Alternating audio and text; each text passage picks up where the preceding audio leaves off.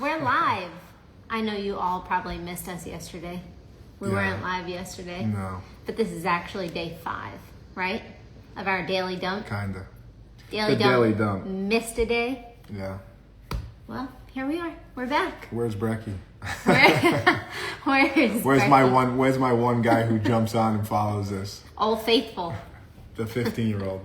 He's so cute. Yeah. No, so it's interesting. We were chatting about you think about marriage and then you think about the relationships, not only of your marriage here, but then the relationship of who you allow in your circle, right? It's kind of like, remember the movie, what was it? Meet the Fockers, The Circle of Trust. You are out of the and I think there's this place where we allow anybody into our environment. We allow people into our lives. Not everybody, but it's one of the things that my wife and I have done. It's almost like, somebody acts like they're somebody else, right? It's kind of like what's behind the walls. You were saying this the other day, like what's behind the walls of somebody, right? Yeah. And I was saying today, like unless the relationship has been forged, right? Like you've been through the fire with somebody, you don't really know who they are. Right. At the end of the day, when you go through an actual fire with somebody, when you actually go through turmoil with somebody and then you really see who they are, then you know, okay, I can allow that person into our environment. I can allow that person into our real relationship. Without that, you really don't know who they are. Right. It's one of the reasons why, if you ask yourself, like relationships that you've been in, you get in a relationship, including myself. I've been in so many relationships where it's like you think everything's so good and then all of a sudden something happens. It's like, oh, wait a minute. Where the hell did that happen? Where did that come from? The problem is the relationship wasn't forged and we allowed it to become like a real relationship without actually going through the fire. But until you really know what's behind the walls, it's the same thing like taking advice from somebody, right? Like, why would I take advice from somebody that I'm not 100% sure that they've actually been through something? Mm-hmm. Like you can tell when somebody's been through something. The reason why Christy and I, like even when our whole life, we've always helped people. Like social media is obviously not the big thing that we would always typically go through. But when you look at people in our life, you look at the fruit, you look at what we help produce with people. Why have we been able to help people produce, whether their marriage, their family, their business. And part of the reason why is because, again, we know what it's like. Like, we've been through the fire. We've been through it. We've been through the fire personally. Yeah. But I think sometimes we just give access too fast to people. And then we think because we have this... You ever meet somebody for the first time? It's like, oh, man, I felt like I met you forever. It's like, that's the most deadly thing, in my opinion, is like that we could even say. It's like, oh, that's great. But what's behind the wall? Like, who are you really? Right. Tell me when the fire hits, what are you really like? When things are up against the wall, who are you really? Then you understand that person to the point where you could actually allow that person in. So. Yeah. I just recently said to Mario, I said, I was like, I'm at the point in my life at 39 years young and fabulous that, thank you, that I don't care. Like, I'm at the place where it's like, show me your ugliest version of you and let's start from there. Because I'm so tired of people coming into my life and making promises that they cannot keep. And then it's like, when you ride that wave where it's like, oh, you meet the person and it's like, oh, I want to be friends with them. They seem so cool. They seem so this, that. And then it's like, oh, we'll do this, we'll do that. We're like, there's some things that were said. And then it's like, at the end of the day, show me your ugly. Show me your ugly, because if I can get through the ugly, then we could build a real relationship. But unless you don't address that and you don't go through, I like to call it battle-tested relationships or battle-tested love.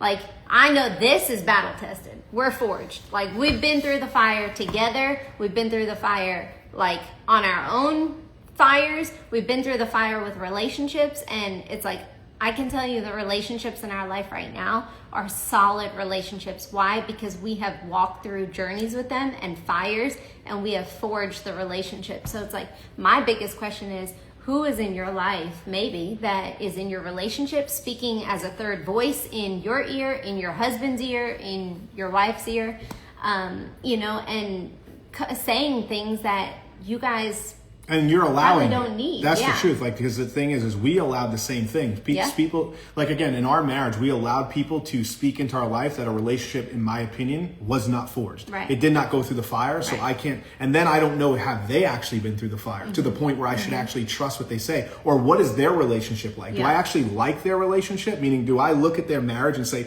oh yeah, I'd love to be I'd love to have something like they have.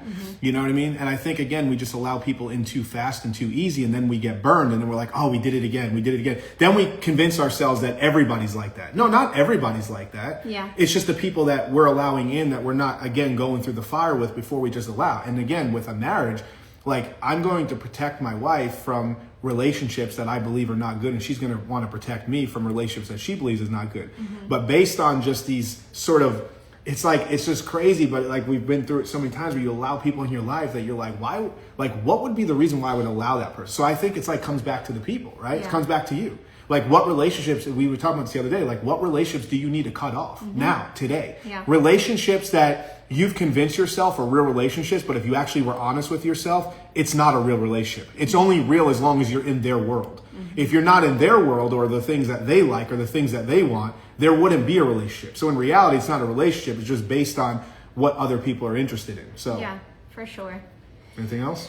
No, I think that's really good. Like, that hit me really hard over the past couple of days. When he said it the other day, he was like, he talked about the Forge, and the Forge is something that came to me like months and months and months ago when I was creating a clothing line. I was like, man, I want to call it the Forge, right? And what is the Forge? It's like, I named it Ember and Ivy, right? Because you can have like, an ember is the hottest part of, like, when the fire dies, the ember is still burning. So you could have that fierce fire, but then you have Ivy, which is like that delicate side.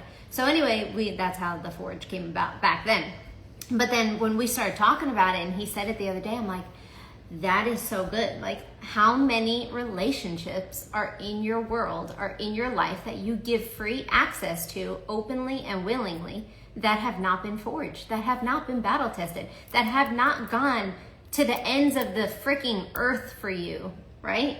In a situation. Like, I could tell you, selective people in our world have literally fought the good fight on our behalf and have stuck by our side and have walked through, not just stuck by our side in the good. Yeah, Right? that's easy. That is the easy part. Yeah. But where is the faith at when it's hard? Where's the friendships at when it's hard? Where's the friendships at when it doesn't seem like all the pieces of the puzzle are going the right way? And it's like, you know, there's some people that just don't want anything to do with it when situations are like that. So in your life, my question to you would be, who's not been forged? Yeah. And do who you allow needs to in? be Cut.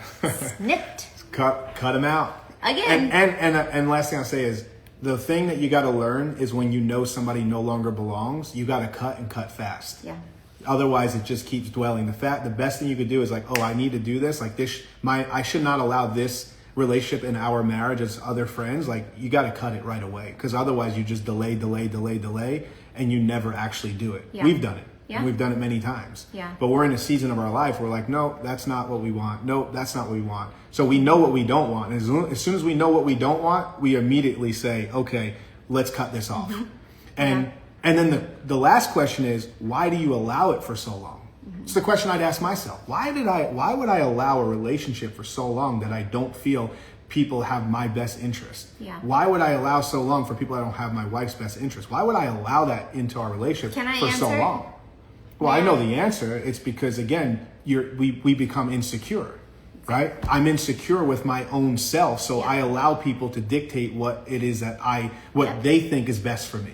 But then you learn, wait, no, I'm actually not okay with that, and I know what's best for Mario. Yeah. She knows what's best for Christy, so I don't need somebody to tell me what's best, right? So it comes to this place where you start realizing, oh, wow, okay, I was actually operating from insecurity. I was operating from a lack of confidence. But when you understand who you are as a person, as you're confident in who you are, you're confident in your marriage, you're confident in your relationship. As long as this works, to me, this is the most important thing. Because when this works, other things are easy. Building a business is easy. This is, lock yourself in a room Watch it for days or years or months with a woman or in a man, and then let's actually figure out what's hard. Building a business, in my opinion, is easy. Yep.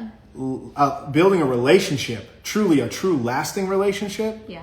no, that's Well, not because easy. it takes That's one of the work. hardest things, because it takes work. Because you takes got to work. keep dying to yourself, And we have to keep learning about and also, like, last thing. I know I keep saying last thing, but it's like it keeps coming to me. But all these sort of like if you're like an onion, all these things that have been put on you over years with your family, your mom, your dad, I mean, all of it. It's all been taught to you, and then we take their beliefs into our now marriage. Think about it, and then we're figuring out, wait, why is our marriage the same thing like mom and dad's marriage, or like this person's marriage? Well, because you're taking all the BS that you learned from mom and dad, conditioned yourself, and then you take the same thing in, and then you think it's your beliefs. It's not your beliefs. It's what you've been taught. So, Conditioned. I am so excited that you used the onion analogy. Why? Like, I'm the queen of analogies. Well, and the I'm gonna rocket ship, and you just said the onion, and that was really good. That was a good word. I appreciate it. That was a good word. Appreciate it. Anyway, guys, day 5. I think it was a great word, and I could listen to this man talk all day long. But, okay. Okay. Till See ya. tomorrow.